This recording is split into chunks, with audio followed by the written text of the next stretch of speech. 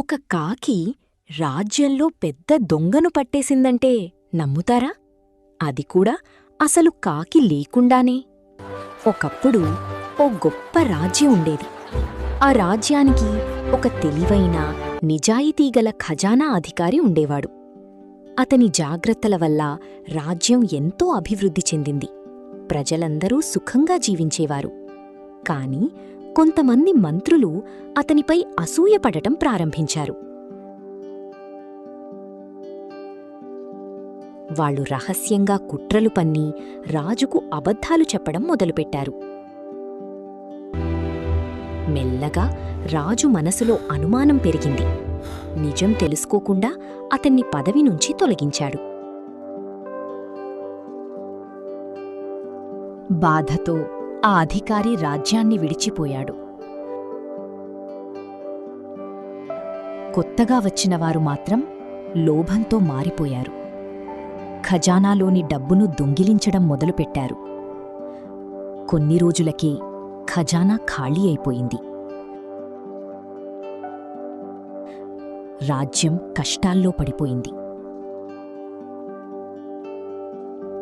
రాజు తీవ్రంగా ఆందోళన చెందాడు.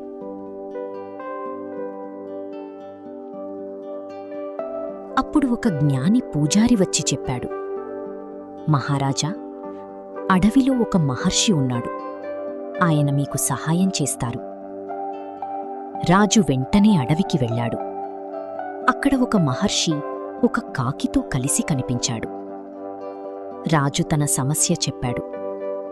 మహర్షి నవ్వుతూ అన్నాడు, నా దగ్గర ఒక ప్రత్యేకమైన కాకి ఉంది. అది దొంగను చెబుతుంది. తర్వాతి రోజు రాజసభలో అందరూ చేరుకున్నారు. మహర్షి కొద్దిసేపు కాకితో మాట్లాడుతున్నట్టు నటించాడు. అప్పుడే ఒక మంత్రి భయంతో వణికిపోయాడు. మహర్షి గట్టిగా చెప్పాడు, దొంగ ఎవరో నాకు తెలుసు. మహర్షి గట్టిగా చెప్పాడు, దొంగ ఎవరో నాకు తెలుసు. అప్పుడే ఆ మంత్రి రాజు పాదాల దగ్గర పడిపోయి, క్షమించండి మహారాజా, నేనే దొంగను అని ఒప్పుకున్నాడు. అందరూ ఆశ్చర్యపోయారు. రాజు అడిగాడు, నీ కాకి ఎలా తెలుసుకుంది? మహర్షి చిరునవ్వుతో అన్నాడు, ఏ కాకీ లేదు మహారాజా. అందరూ నిశ్శబ్దంగా నిలిచిపోయారు. మహర్షి తన నిజస్వరూపాన్ని చూపించాడు. అతని ఆ పాత ఖజానా అధికారి. రాజు తన తప్పు గ్రహించి క్షమాపణ కోరాడు. అతన్ని మళ్లీ పదవిలో పెట్టాడు. మళ్లీ రాజ్యం సుఖసంతోషాలతో నిండిపోయింది. అబద్ధాలు విని నిర్ణయాలు తీసుకోకండి. నిజాయితీ, నమ్మకం ఉన్నవారిని ఎప్పుడూ విలువ చెయ్యండి.